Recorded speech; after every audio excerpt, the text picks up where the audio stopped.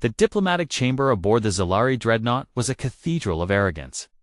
Everything gleamed, floors of mirror-polished obsidian, walls alive with flowing light. At the center, seated on a throne made of petrified starlight, was Grand Envoy Xyrax. 8 feet tall, chitinous limbs folded with practiced elegance. He tapped a talon on the stone armrest, gazing down at the lone human among the delegates.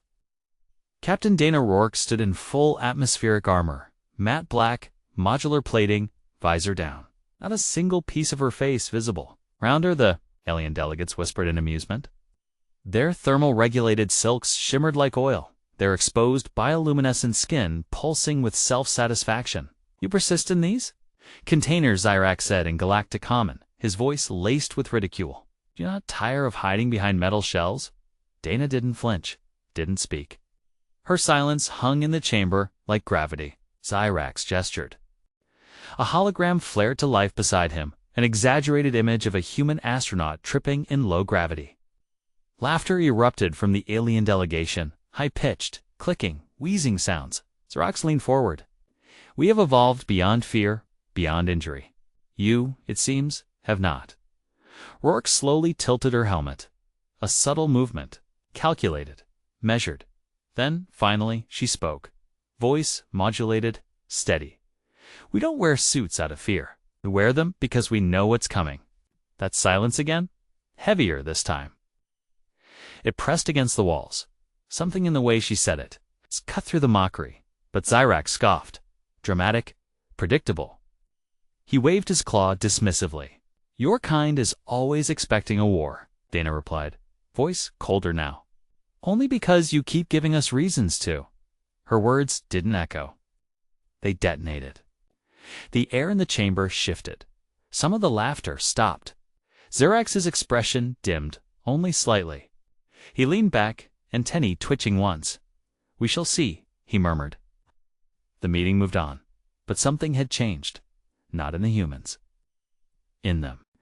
The docking bay was quiet when Dana returned. Her boots clanked against the metal floor as she walked past rows of Terran Marines, all suited, all silent. Each helmet reflected the cold white lights above, not a single face exposed. Behind them, the Valkyrie sat like a coiled predator, bristling with surface plating and micro-railgun turrets. Lieutenant Park fell in beside her. They laughed again, didn't they? Dana didn't answer. She didn't need to. Voice lowered. "We have 48 hours before we breach the next anomaly."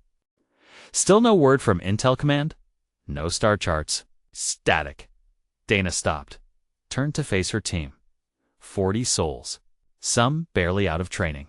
Some grizzled veterans with scars deep under armor. "When the time comes," she said. Voice transmitted through encrypted comms. "They'll understand. The suits aren't for protection. They're for purpose." The youngest among them, Corporal Ruiz, shifted nervously. "Ma'am, do they even believe us?" Dana's visor turned toward him. "They will, or they won't have time to." Her words hit harder than she expected. Even Park stiffened. In the distance, the Zalari docking clamps released with a hiss, the chamber rumbling as their ship aligned with an approaching spatial rupture. A glowing wound in space, rotating slowly like a hungry eye. An unknown anomaly. No readings, no temperature, no pattern. Just silence. Dana stared at it through the reinforced viewport. Everyone stays suited. No exceptions. Not until we know what's waiting. Behind her, weapons were checked. Seals locked, hearts steadied. The aliens could laugh, could strut in their silks and shimmer with pride. But the humans were suiting up for something else entirely. Not war. Not pride, survival, experience. The kind earned in ice trenches on Europa. In blood-slick corridors on Phobos, in the choking ash of Earth's first orbital fires. They didn't wear suits to look dangerous. They wore them because they remembered. And because they knew, history always repeats, but humans always adapt first. The rupture expanded as the fleet drew closer. Sensors fed back, nonsense gravity spikes that contradicted mass, light distortions that bent in on themselves. From the observation deck, Dana watched the alien ships drift in first, proud and unprotected. The Zalari vessel, elongated and organic, rippled with living hull segments. No shielding, no suits. Just arrogance and raw tech. Park's voice crackled in. Telemetry's going wild. Sirens on all bands. Whatever that thing is, it's not a wormhole. It's active. Dana stayed focused. The first Zalari ship vanished through the rupture. No signal returned. The second followed. Still nothing? Then a third, it shimmered halfway through and stopped. Just froze. Half of it was simply gone. No explosion. No energy burst. Just erasure. It's a perfect dissection through the hull. The room went still. Park spoke again. This time quieter. What the hell are we looking at? Dana didn't blink. An ecosystem that doesn't care about biology or metal, just mass and motion. Something that reacts. It's a remaining alien. Ships hesitated. Then Zyrax's command override pulsed across the channels. Arrogance transmitted at light speed. The aliens continued. Dana turned to her comms. Bring the Valkyrie into holding pattern. No entry, lock suits. Prepare for retrieval or retaliation. The rupture flickered once, then twice. And suddenly, something came out. Not a ship, not a signal. Just a sound. A low-frequency vibration that resonated through the hull like a groan from the abyss. Ruiz clutched his helmet. I felt that in my bones. Dana's voice dropped. It's a call, not for us. For whatever's still out there. Silence followed. Then the rupture pulsed and spat back. What was left of the first ship, twisted, steaming, and empty. No bodies, no tech. Just the suitless arrogance of a species that thought it couldn't bleed. The humans didn't move, didn't panic. They'd seen too much. They weren't dressed for style. They were dressed for the act. On board the Zalari command vessel, chaos bloomed in silence. Their bridge, once an orchestra of serene light and fluid motion, now pulsed red with alarm glyphs. Envoy Zyrax stood frozen, his mandibles twitching as alien technicians scrambled. Around him, their systems weren't built for uncertainty, not like humans. The Anomaly is distorting internal mass ratios. One technician clicked, his bioluminescent flesh dimming. Low knit. There is no logic to the readings. Zyrax stared at the fragmented holographic projection of their lost ship, its hull now curling inward like it had been melted and refrozen mid-collapse. Recall the fleet, he barked. Too late. 2 more vessels vanished, swallowed without resistance. No energy signatures, no screams, just silence. It's a kind of silence that haunted species across time. In the distance, Valkyrie held its position. The humans hadn't moved. Zyrax turned to his diplomatic aide. Why aren't they advancing? He growled. The aide hesitated, eyes wide with something unspoken. They know things we don't. On the Valkyrie, Dana watched through a targeting lens as alien vessels began blinking out one by one. They're being erased, not destroyed, Park muttered. Dana nodded grimly, because they didn't suit up, didn't shield their presence, didn't prepare for what they couldn't see. No bravado, no victory speech, just quiet observation. The humans hadn't even fired a shot. They didn't need to. The Anomaly was doing what war never could, humbling the overconfident. And the suits? They were no longer symbols of fear. They were proof. Proof that humanity didn't enter the void naive. They entered ready. 30 minutes later, the Anomaly changed, stopped spinning. Its inner glow cooled from white to deep violet, then black. But not dead. It pulsed like a heartbeat. Something inside was aware. Dana stood at the forward console, her gloved, fingers resting lightly on the glass. That's not spatial collapse, she whispered. It's responding to inputs. It's waiting for ... something. Ruiz, jittery as ever, paced behind her. Ma'am, why us? Why humans? Park answered, before Dana could. Because we show restraint, we observe. We don't rush in naked thinking. The universe owes us answers. Dana finally turned to the crew. This is why we wear the suits. It's not just for armor or air, but because we assume we're wrong, always, until we're not. Silence fell over the deck. A silence earned, not given. Then the comms crackled a transmission. Faint, garbled. It wasn't alien. It was human. Scrambled emergency codes, distorted. Through gravitational interference, a lost call. A ghost signal. Park leaned in. It's coming from inside the anomaly. That changed everything. Dana's jaw tightened. Get me suit diagnostics, full loadouts. There's a human voice in there. We're going in. But we're doing it our way. The crew didn't cheer. They just nodded. Guess that's what humans did best. We didn't need fanfare, just purpose. And the quiet, armored defiance of a species that learns the rules no one teaches, and within minutes, Valkyrie's internal systems shifted into recon mode. Lights dimmed to deep blue. Huge HUDs lit up with root overlays and gravitational variances. Dana's voice cut through the comms with surgical precision. 2 recon teams. Team 1, external observation at threshold. Team 2, tethered entry with drone assist. No solo movement. Everything logs back to central AI every 3 seconds. Across the deck, armor hissed as seals locked. Weapons weren't drawn. Not yet. This wasn't combat. It was science in the shadow of death. Park handed Dana a hard-copy data slate. Old-school EMP-proof. Redundant tracking loaded. We've got fallback nav points burned into the suits. Dana checked her team one last time. All sealed, all steady. No hesitation. Even Ruiz had found his footing. It's the youngest in the unit, now silent and focused, visor glowing with pale blue light. The anomaly pulsed again, slower now. It's not random. Not chaotic, rhythmic, like it was breathing. Dana didn't believe in omens. She believed in patterns, and this one felt personal. Begin descent, she ordered. The outer hull cracked open with a low hydraulic groan, revealing the void. A tethered ramp extended into nothingness. Beyond it, the anomaly flickered, colorless now, like the absence of everything. Team 1 stepped forward first.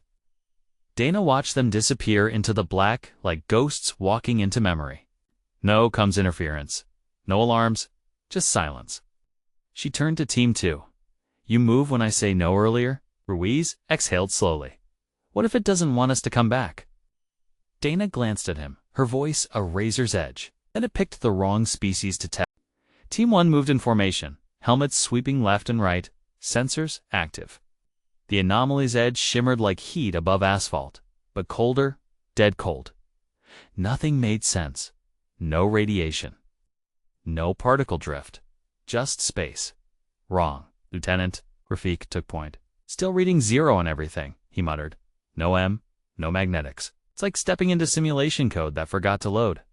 His boots hovered just above the anomaly's edge now, inertia holding him in perfect suspension. He extended a drone, silent, multi-lensed, its lights vanishing into the dark like a flame snuffed by vacuum. No return feed, not even static. Drone lost, he said flatly. Behind him, Sergeant Transsuit beeped twice. Suit pressure warning. Her readout spiked and dropped again. Something just flexed the field, like it breathed around me. Dana's voice came through instantly. Return to tether range. No further entry until I see feed. It's the moment they turned, it happened to ripple in the black, like a shockwave without sound. Rafik twisted midair, rifle up. Nothing but... His vitals spiked. I felt it too. No impact, no heat, just presence. Dana froze at her console. Something was learning, not hunting, not attacking, testing, observing them as they observed it. All units, hold. I want full biometric logs. Whatever this is, it doesn't break physics. It rewrites them. Park looked over. Still want. To send Team 2? Dana didn't look away. If it's watching, we need to show it what we are. She rose from the console, helmet locking with a hiss. Oh, I'm going in. Dana stepped into the lock and waited for the inner hatch to seal. The hiss of pressure equalizing was the last sound she'd hear for a while. No music, no chatter. It's the quiet hum of life support inside her suit. Outside, there was nothing. Confirming EVA suit integrity, Park said through the comms. All green. You're good to go. The outer hatch peeled open, revealing a slow drift of stars and the anomaly. Now just 20 meters ahead, pulsing like a heartbeat trapped in glass. Dana moved forward, boots magnetized for control, tethered to the ship by a triple-braided line. Each step into that blackness felt like stepping into ancient water. The closer she got, the more wrong it all felt. The stars behind her dimmed. Her sensors lagged, like time itself was folding. "Seeing visual distortion on your feed?" Park called, switching to LiDAR overlay. Dana didn't respond. Her breath slowed, trained, and deliberate. She reached the edge where Team 1 had stopped. The air, or lack of it, shimmered with a cold not found in any atmosphere. Then she did what none of them expected. She extended her gloved hand and touched the edge of the anomaly. Her HUD went black. For one breathless second. Everything vanished, vitals, visuals, telemetry, gone. Then it returned, but not the same. New readings began scrolling in a language no one had coded. Symbols, equations, rhythms. Park shouted in her ear, "Dana, what did you do? We're getting what the hell is that?" She didn't answer. Not yet. Her helmet display showed a map, a 3D schematic of something massive, and at its center, a human signal pulsing faintly. A heartbeat. Not just data? A person still alive. "There's someone in there," she finally said, voice tight. "And this thing wants us to see them." A soft pulse echoed through her bones. The anomaly hadn't attacked her. It had greeted her. Back on the Valkyrie, Park was in full crisis mode. Every screen lit with data that made no sense, not corrupted, but too advanced. Fractal telemetry, recursive vectors, quantum signatures bouncing off themselves. "This isn't noise," he muttered, eyes locked on the equations. It's language. Structured. Intentional. Behind him, the AI core pulsed brighter than normal, drawing more power than protocol allowed. Dana's feed stabilized. She stood still, half in and half out of the anomaly. Her vitals were normal, calmer even. But something was different. "Sir," Ruiz said quietly. "She's not just looking in. She's being shown something." The AI suddenly spoke, not in words, but tones, harmonics layered with patterns. It was mimicking the anomaly, trying to communicate. Dana's voice broke through again.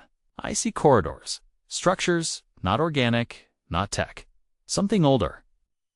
Her feed showed brief flashes, tunnels of obsidian-like material, smooth and seamless, spiraling toward a distant light. At its center, a cryopod, human-made, scratched and dented, covered in decades of ice. And inside, a man, early 30s, pale, breathing, barely. "We lost an explorer ship 17 years ago in this sector," Park said. "At pod. It could be one of them," Dana stared. The man's eyes were closed, but his vitals blinked faintly across her HUD. "He's alive," she whispered. "And this thing, it saved him. Preserved him." No one spoke for a long moment. Then the AI chimed again, this time with a phrase. Not human, not alien. Just translated. "You are ready to understand." The anomaly rippled. Dana looked back at the Valkyrie. "I think we've been tested, and we passed." The retrieval operation began immediately. Dana marked coordinates in her HUD, and 2 tethers extended into the anomaly, anchored to the Valkyrie. Team 2 launched in a precise arc, cutting through the threshold like surgeons through softest tissue. No resistance, no gravity shift, just entry. Inside, everything was still. The space wasn't empty. It was paused, suspended. Lights bent around the suits, shadows moved without sources.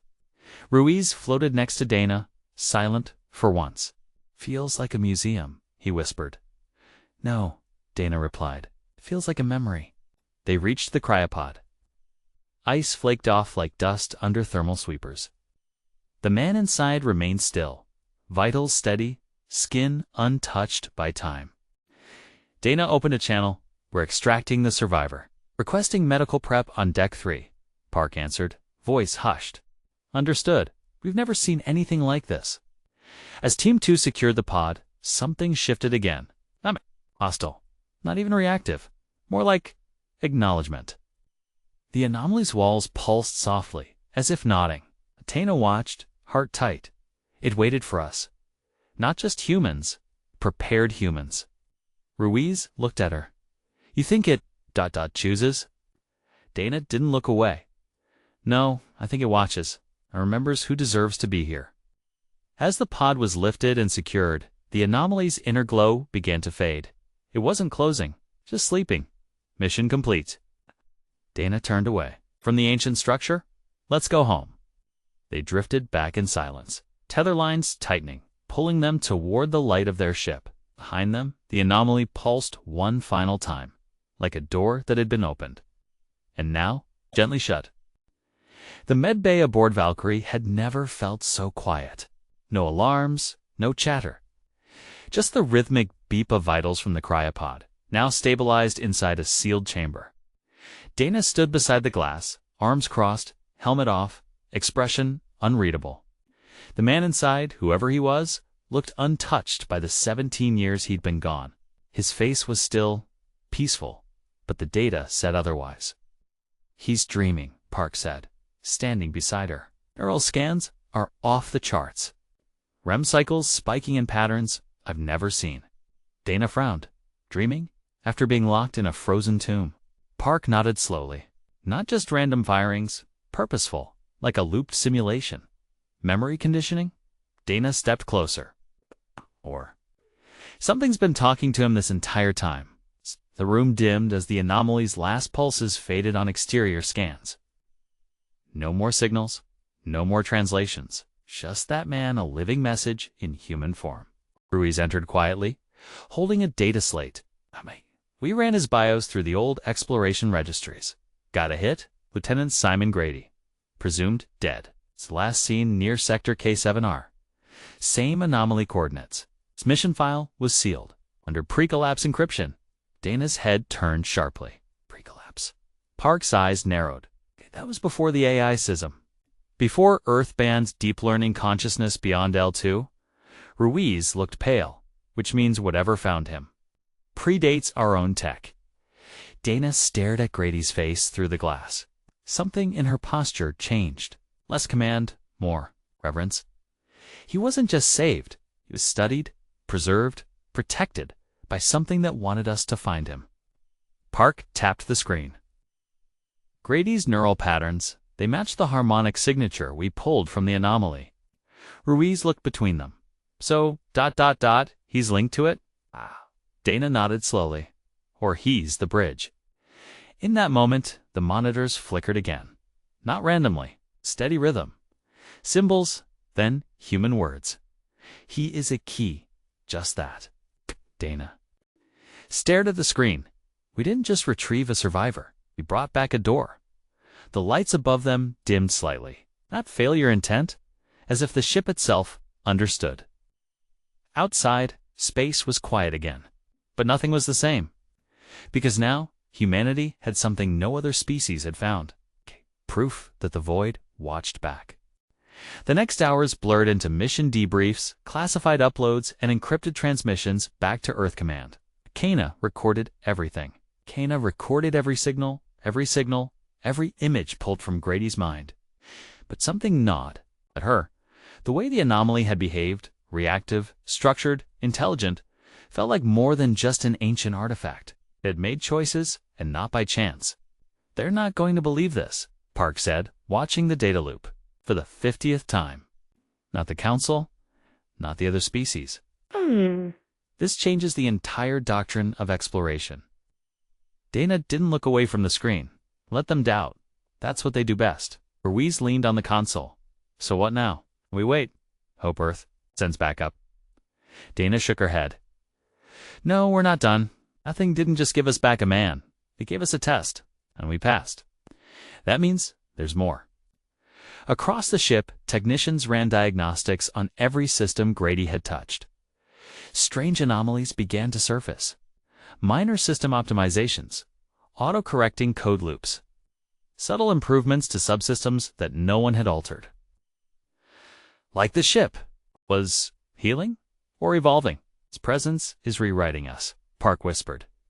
Software, hardware, even the AI's logic tree has shifted slightly. It's cleaning itself. Dana moved to the AI terminal.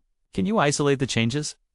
The AI pulsed once, then responded, evolution cannot be isolated, only embraced. That stopped everyone. Ruiz took a step back. We've crossed into something else. Not war, not diplomacy, something older. Dana turned slowly. Contact with something that doesn't care about language or borders or fleets, Park added. Something that answers only when you arrive. Prepared. Dana glanced down at her suit, scratched, dulled, worn from years of service. No, it wasn't. Just armor. It was identity, a symbol of species memory, of survival. Suit up, she said. All of you. We're not done. We're going back in. Ruiz hesitated. But the anomaly's gone. Dana's gaze was steel. No, it's asleep. And now it knows we're worth talking to. Somewhere deep in the medbay, the cryopod lights pulsed again in perfect rhythm with the ship's heartbeat, and Grady's fingers twitched. The second approach to the anomaly wasn't marked by fanfare. It's no grand speeches, no ceremonial preparation. It's just the silent ritual of suiting up, seals locking, helmets hissing, HUD sinking. Dana stood at the front of the airlock as the team assembled. Grady was awake now, though not fully conscious. His eyes moved beneath closed lids, tracking something unseen. Patterns, maps, maybe memories. Park adjusted the sensor arrays, were picking up low-band pulses again, like sonar, coming from deep space, Ruiz added. They're not targeting us. It's like something's listening. The crew moved with mechanical precision, checking each other's suits, loading minimal weapons. No one expected combat, only understanding. Dana looked over her team. We go in slow, passive scans only, minimal light. We don't barge through someone's door twice. The hatch opened. Blackness stretched before them, calm, almost welcoming. No ripples. No pulses, just the same eerie stillness. But this time, something responded to their presence. A corridor of light opened ahead, carved not by metal, but by perception. The void bent around their intentions, Ruiz whispered. It's adapting to us. Park nodded, or aligning. The team moved forward, silent and reverent. Inside, gravity didn't exist. Movement was thought-driven. Each step forward was more a decision than emotion. The walls shimmered, filled with moments, flashes of human memory echoing from their suits. Dana saw Earth, a burned city. Her old squad, her brother's last message, all flickering like dreams. The anomaly didn't attack. It mirrored, learned. Reflected, it's a test, Dana said softly. See what we carry. Not in our hands, but in our history. At the corridor's end, a chamber awaited. Massive, spherical. The floor was smooth and lit from below. In its center hovered a second cryopod, empty. Waiting, Dana approached. This is an invitation, she murmured. Not just to understand, but to become. She turned to Park. Log everything. This is the threshold, Ruiz asked. Barely audible. What's it waiting for? Dana touched the empty pod. A second key. Grady awoke, screaming. The cryopod hissed open and alarms blared. Medtechs rushed in, but Dana held up a hand. Don't sedate him, she ordered. Let him speak. Grady's eyes darted around the room, bloodshot, wide, panicked. Still there? He gasped, watching. It never stopped. Dana leaned in. Calm down. You're safe. You're aboard Valkyrie. Do you remember your mission? Grady blinked rapidly. I remember falling. The ship shook, then nothing. I woke up inside. It's that place? Park stepped in. Anomaly. Grady's face contorted. It's not an anomaly. It's a mind. A world. It doesn't have rules. It is the rules. Ruiz looked shaken. And it kept you alive. Grady nodded slowly. It scanned me. Broke me down too. Base particles. Then rebuilt me, piece by piece. Every thought, every cell. I've dreamed for years, but they weren't dreams. They were ... lessons. Dana stepped closer. Why you? Grady's voice softened. 'Cause I listened? I didn't try to fight. I submitted. It gave me something. Knowledge. Understanding, but it wasn't for me to keep. He looked at Dana with terrifying clarity. It's for someone else. Someone who hasn't gone in yet. Her stomach dropped. The second. VOD. The pattern?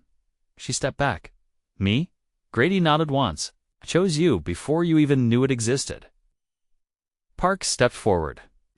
You're not seriously considering? Dana raised a hand. We didn't come out here to observe. We came to learn. It's offering a kind of knowledge no archive can match, Ruiz muttered. Or survive. Dana looked back at Grady. Will it destroy me? He shook his head. No, but you'll never be the same. Outside the medbay, the anomaly pulsed once. Like a bell waiting to be rung. No one said a word as Dana stepped into the prep chamber. Her movements were slow, deliberate, every part of her suit checked by hand, not automation. Ritual mattered now. She wasn't just going in as a soldier.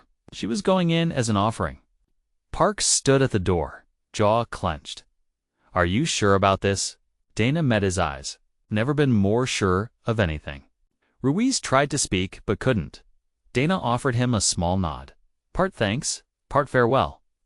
Grady stood, unsteady but clear-eyed. When it touches you, don't resist. Let it take what it needs. Dana's voice was calm. Ellie. Resist. I endure. As the chamber sealed, her vitals streamed across the ship's central screen. Heart rate steady, oxygen green, mind focused. The ship rotated, aligning with the anomaly's heart. A perfect trajectory. A line drawn across stars. Dana stepped into the drop pod, her seat locking, displays flickering to life. Countdown began. 10, 9, 8. No music, no sound, but her own breath. At 0, the pod launched a silver bullet through void. Space around her distorted instantly. Light bent, its color drained. The anomaly opened like a flower blooming in reverse. She passed through without resistance. No turbulence, no heat. Just dot, entry. Then, silence.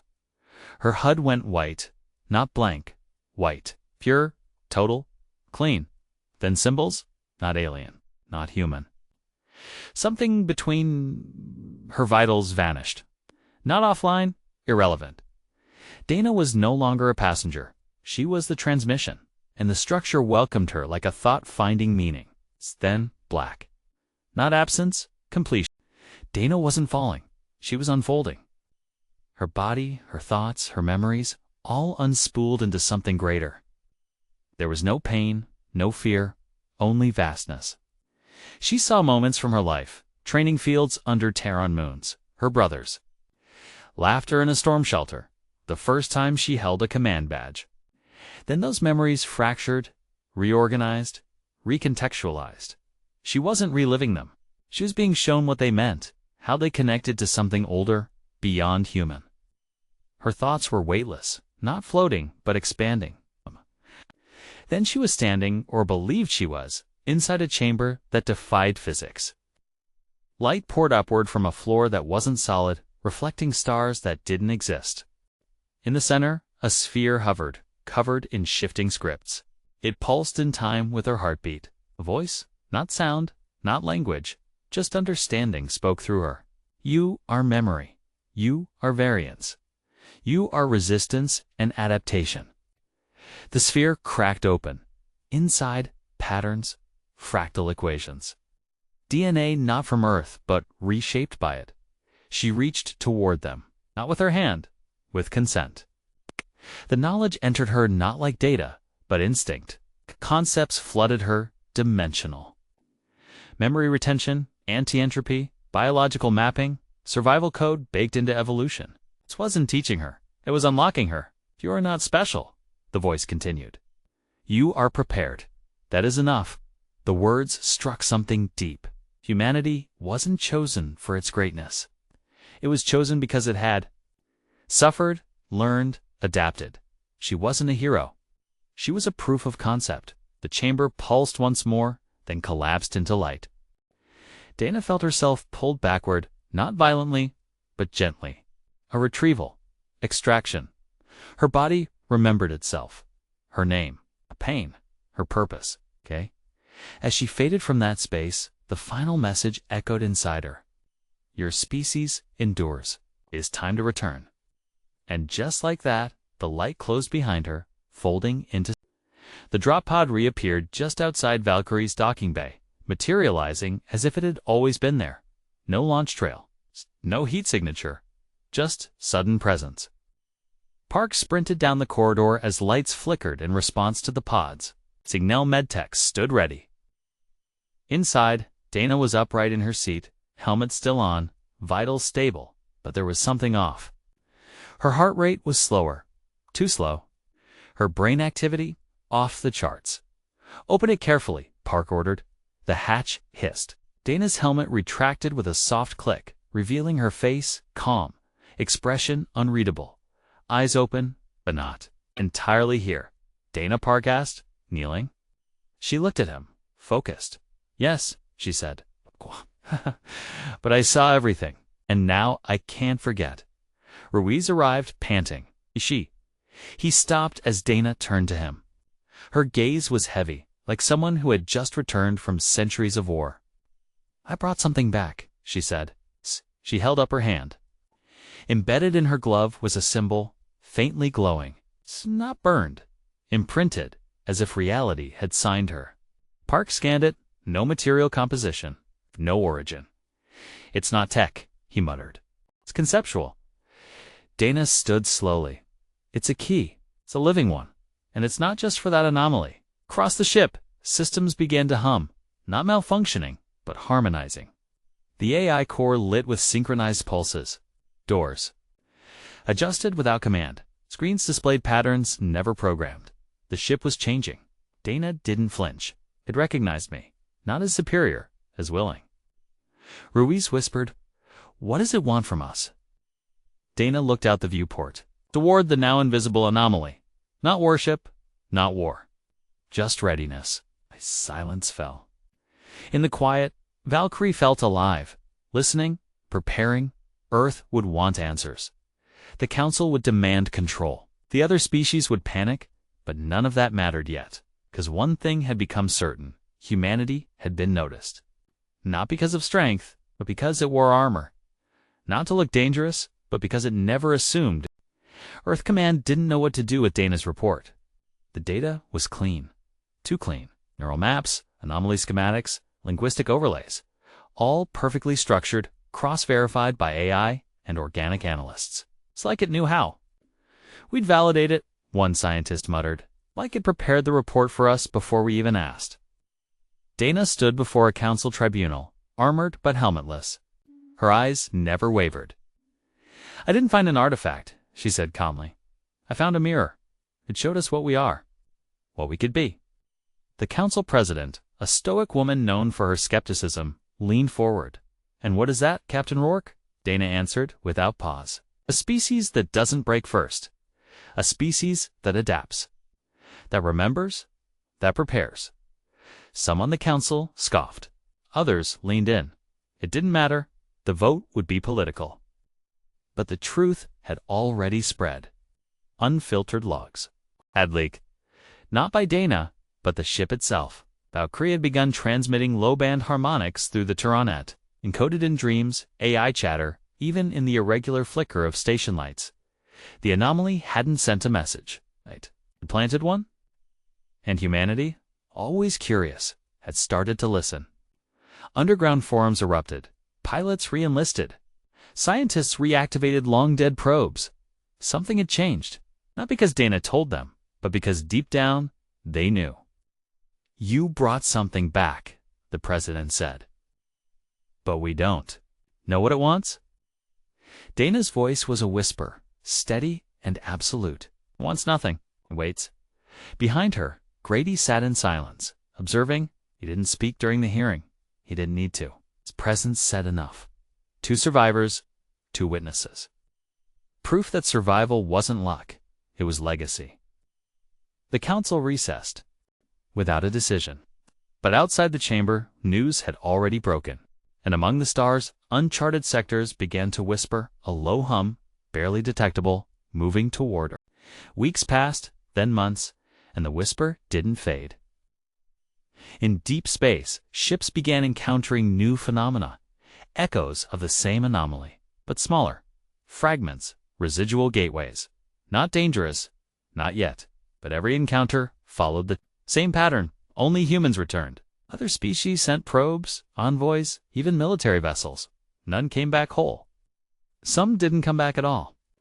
The Council tried to suppress the data, but it was too late. Human crews started volunteering for anomaly missions without orders. "We're not explorers anymore," Ruiz said one day. "Aboard Valkyrie, we're pilgrims." Dana nodded. "We don't go in unarmed. We go in armored. With memory?" Park stood beside her, reviewing a star map with over a dozen marked coordinates. Each anomaly behaves differently, but they all respond to the same thing: human presence, human history. Dana's eyes were heavy, not from exhaustion, from understanding. It's not just about survival. It's about echo. We leave. A fingerprint in the void? Something recognizes it. The crew had changed. Okay, their suits were still the same, black, worn, battered, but their posture had shifted. Less military, more sacred, like monks in armor. Even Grady, now part of the crew, wore his suit like a second skin. "Every anomaly opens a door," he said, "but only if we arrive carrying something worth opening for." Humanity began to be feared, not for its weapons, but for its preparation, for entering places others didn't dare, and returning with knowledge, scars, and silence. Dana stood in the observation deck, watching stars stretch across space. "They mocked our suits," she said softly. "Called us primitive, afraid." Park smiled faintly. "Well, they call us the ones who return." And outside, the void pulsed again, not a threat. The final transmission came without fanfare. No warning, no signal buildup. It's just a single burst across all human systems, military, civilian, even dormant satellites. One message. One voice. Dana sat in Valkyrie's command chair when it arrived. She recognized the tone instantly. It wasn't the anomaly, it was human. Her voice. Recorded within the anomaly during her contact, but altered, distorted, echoed as if filtered through eternity. Humanity endures because it forgets fear before it forgets purpose. That was it. Then silence, no encryption, no hidden layer. Just a final reminder. Park entered the bridge, holding a decrypted log. New anomalies are forming everywhere. Some near known sectors, others at the edge of mapped space, Ruiz added. "We're getting pings from colonies we haven't heard from in decades. Like the anomalies are waking things up." Dana stood. No orders needed, no vote. She looked at her crew, every one of them already suited, already ready. "We answer every call," she said. "Don't assume we're special, but we never arrive unprepared." The lights dimmed, engines hummed, coordinates locked. The Valkyrie turned toward a new ripple in the dark. No one spoke. No one had to. They wore their suits like oaths now. As the ship launched into the unknown, the stars stretched wide to meet them. Somewhere, the anomaly waited, not as judge, not as God, as mirror, and humanity, as always, returned not because it was fearless, but because it remembered.